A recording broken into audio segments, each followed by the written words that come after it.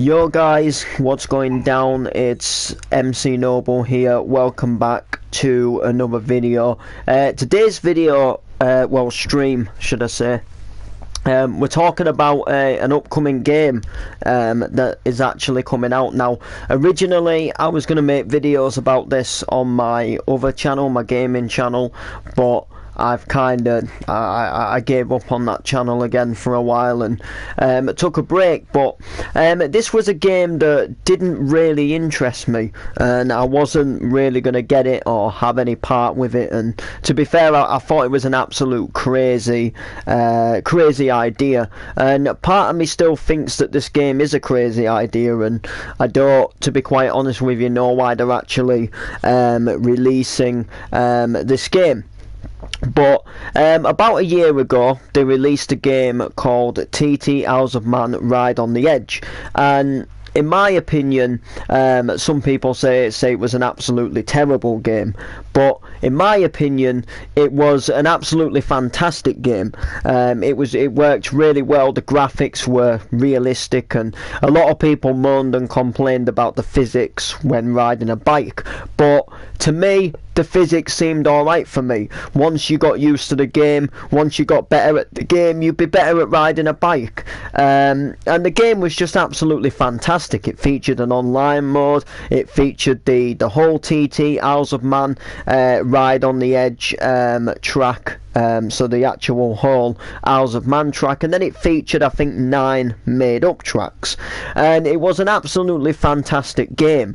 But then upon the release of the game, the people that made the game never really did anything more with the game. They released the sidecars, they released the original game for the Nintendo Switch, and that was all we heard. And a couple of months back, maybe even like 6 months back, I even went on the online mode just to see if anybody was playing, and I could not find anybody in any active lobbies to actually race around the TT with them, and the game was dead. You heard nothing about the game, which in my opinion was a real shame, because the first game itself had so much potential, you know, DLCs, new bikes that they could have brought out, and there was just so many different things that would have worked so well with this game that they just didn't do. And then about sort of coming towards the end of 2019, maybe late summer, early sort of autumn, I found out that they were announcing to make a Ride on the Edge number 2, which I thought was a little bit stupid, if I'm going to be honest with you. And then I found a little bit more information out not too long back, which was kind of stating what they were going to do with number 2 that was going to make it better than number 1. And when I found out what they were going to do, in my personal opinion, is that I thought they could have just updated it really with number 1, so just added a DLC to number 1. So I was kind of thinking, if I'm going to be completely honest with you, like, this game isn't really going to interest me if it's not really going to be all that much different from number 1, because number 1, like I say, you've got the TT track, you know, you're going round the TT track, so if you can do it in number 1, what's the urge to do it in number 2, apart from a few updated features and, you know, upgrades to the way the bikes handle, when, to be fair, why didn't they just update number 1? And all the stuff like that. And then I seen a picture on their Facebook page the other day about this game, and in the background of the picture was actually a classic bike from like the Manx Grand Prix era, and it got me thinking, does this hint classic bikes? Does this hint like classic TT? Does this scream out classic TT? Does this mean that the new game is going to have classic bikes? Does it sort of, you know, in a way spoil or reveal? Does it sort of confirm that we're going to have classic bikes within the game? Now, when I obviously found out that this, you know, that I thought this game might have classic bikes, that raised a whole new different perspective to this number 2 game. Now, however, yes, I still strongly agree that half of the stuff they're doing with the number 2 they could have just updated to number 1. But with the classic bikes, because my granddad used to race in the Manx Grand Prix, and he used to ride all the classic bikes, and obviously all the Manx Nortons and stuff like that you would get for the classic bikes, it would be really cool to be able to play around with them in the game. And I kind of figured that the only way I'm going to be able to physically do that is probably by buying number 2. Now, number 2 could actually, you know, be a lot more different than we think, you know, unless you actually sit there and play it.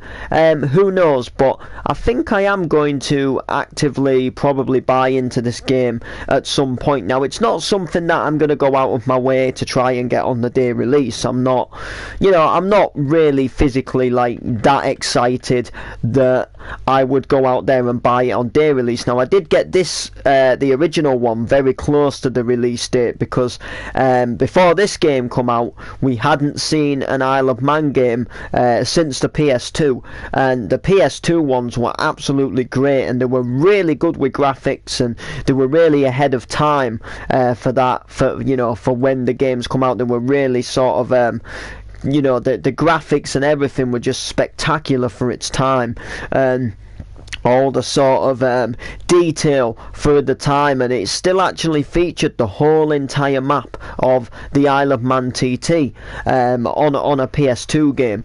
And they actually had they had 3 TT games.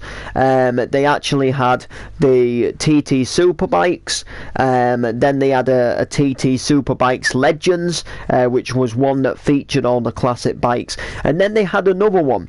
And the thing that was so cool about these PS2 games is all the other tracks besides the TT were actually real road racing circuits. And the cool thing that I liked about the second TT Superbikes game for the PS2 is it actually featured the racetrack Oliver's Mount, which is actually 20 miles from where I live, in a town called Scarborough, where I actually do my MC gigs with Alliance. And that was really cool that they featured that track upon the video game, and that they obviously featured all of the other tracks as well.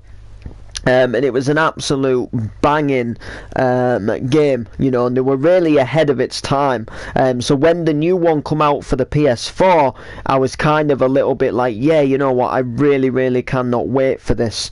You know, I really want to see this game and how it would look like on the actual PS4. And you know, I got thinking of all the stuff they could do with it being a newer console, and you know, all these sort of like online and all the technology that we actually have given to us today. However, the game did kind of let me down a bit with having the made up racetracks.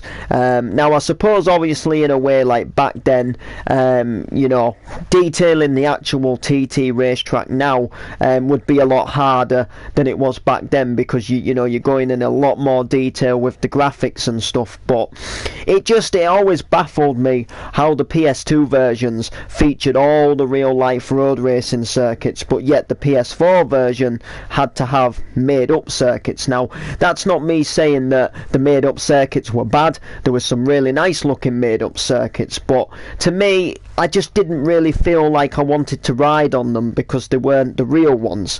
Whereas, you know, you play the TT game to go around the TT. That was the whole point of the TT game. But then I guess at the same time, if it was just featured with the TT circuit, the game would have been a lot less boring. I guess you can only go around the TT track so much. But the PS2 one had so many different game modes. Like, for example, you could go around the TT track backwards. You could have one and it would have the traffic on, and you had to race and you had to try and avoid the traffic. And it just seems so much more fun. Whereas the other, like I say, the thing that I really feel that has gone downhill with a lot of games today. You know, and I say this for games such as Grand Theft Auto, games such as Mafia, games such as Saints Row. A lot of games nowadays try to go for a better look more than if a game's fun. Now, a game for me isn't always about the graphics. You know, if graphics look good, obviously that is a bonus for the game.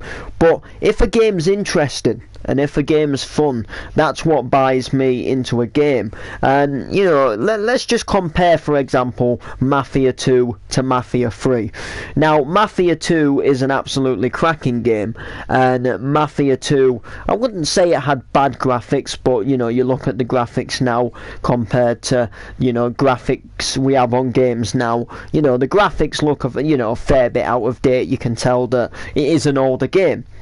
However, Mafia 3 had some amazing graphics, had some really, really cool graphics within the game. However, the storyline and the things you could do within Mafia 2 was just within Mafia 3, sorry, was just absolutely terrible. And the things you could do within Mafia 2 was just absolutely brilliant. For example, you could fuel up your car, customize your car. If your car got to a certain damage level and broke down, you could actually lift up the bonnet and fix the engine.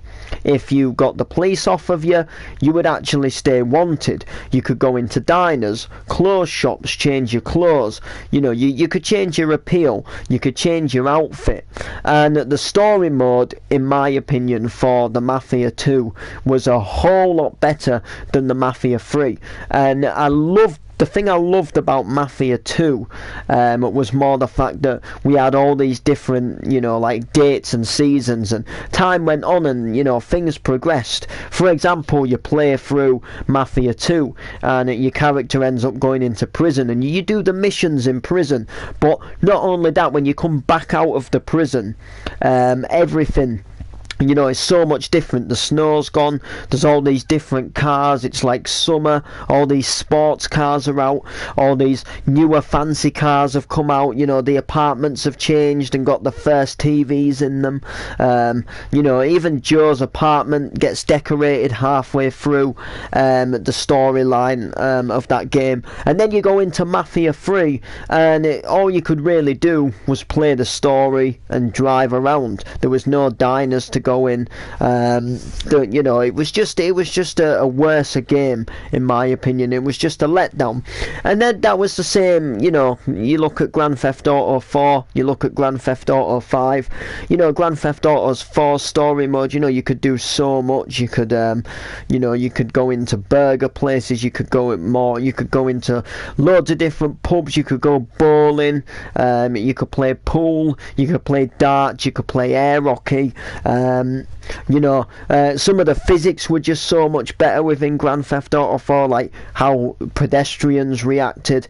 And then Grand Theft Auto 5 brings you this absolutely huge map, these wicked graphics, and you know, this really good look and really good feel to it. But then, like I say, just on some of the details and the things that you could do during the game was just absolutely diabolical. And this is what, you know, this is what sort of, like, I guess in a way proves my point. A lot of game companies nowadays, they will more go for a better look with the game, you know, a better look of the game, rather than making the game more fun and adding more things to do. So what I'm potentially saying is I'd rather have a game full of different things that you can do, you know, loads of customization options, and you know, loads of places like going in diners and going in burger places and going in pubs and going in shops and stuff like that, and just more, you know, stuff that makes the free roaming side of a game more fun. rather than having an absolutely wicked game that would actually look really nice and bring these really realistic, almost like 4K graphics, but just has a lack in things to do.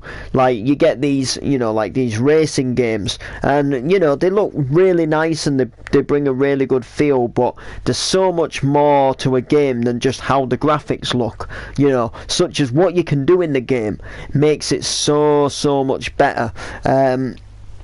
And this is what I'm saying, like with the TT game, the graphics look absolutely astonishing, really well for its time, but what can you actually do in the game that makes the game fun? And like I say with the old ones, like trying to do the course backwards, trying to do sections of the course, riding with the traffic on, doing all these challenges and different modes and all these different bikes. I mean, all we've really had is the super stock and the super sport and the sidecars. I mean, classic bikes, and I know we might be possibly getting that now within the number 2, but in my opinion, I just prefer, in a way, with games, it's kind of quantity over quality, in a way. If there's a really good game that has loads of features and loads of cool stuff that you can do, that interests me more than a game that just looks impressive.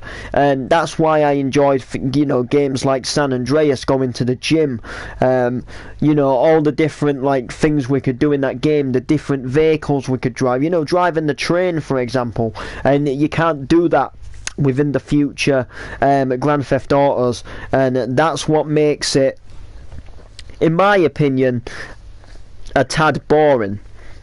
But what can I say? So anyway, there is a TT Isles of Man 2 coming out. There is a trailer for it, and it will tell you tell you about the game and stuff if you watch the trailer, what they're aiming to change, and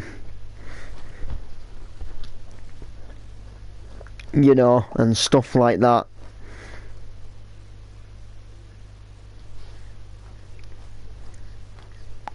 So there we are, people.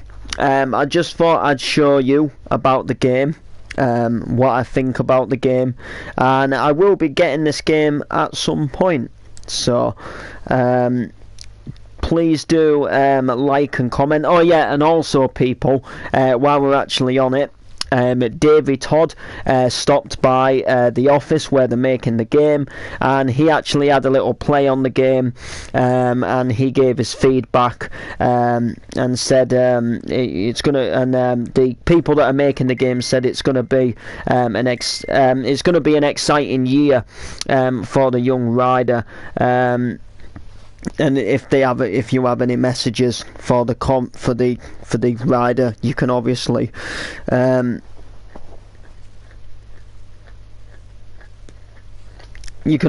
leave them below.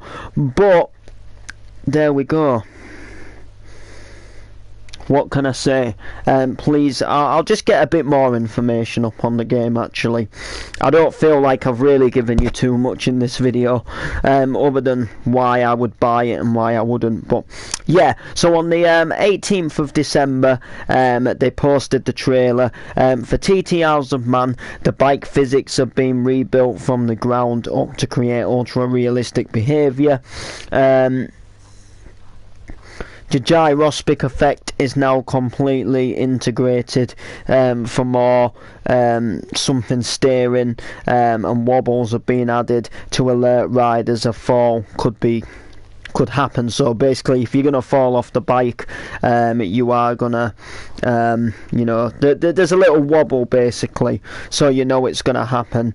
The brakes and shock absorbs have also been redesigned. They now respond to bumps in the road, and create a riding experience that is much more faithful to what real motorcyclists feels.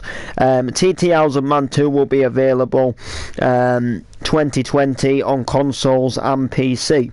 So there you are, people.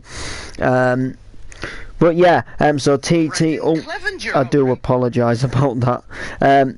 Yeah, so TT Owls of Man will be coming to PlayStation, Xbox One and PC on the 19th of March, coming later for the Nintendo Switch. And this is the picture that I was on about and I was looking at, that had a picture of a classic bike on it. It had actually Mike Hailwood's bike, and this is what got me thinking, does this confirm classic bikes?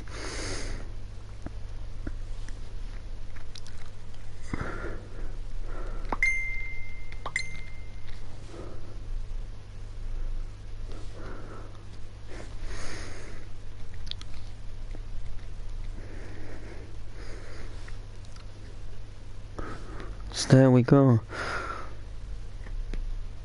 But yeah, looks like it is actually coming.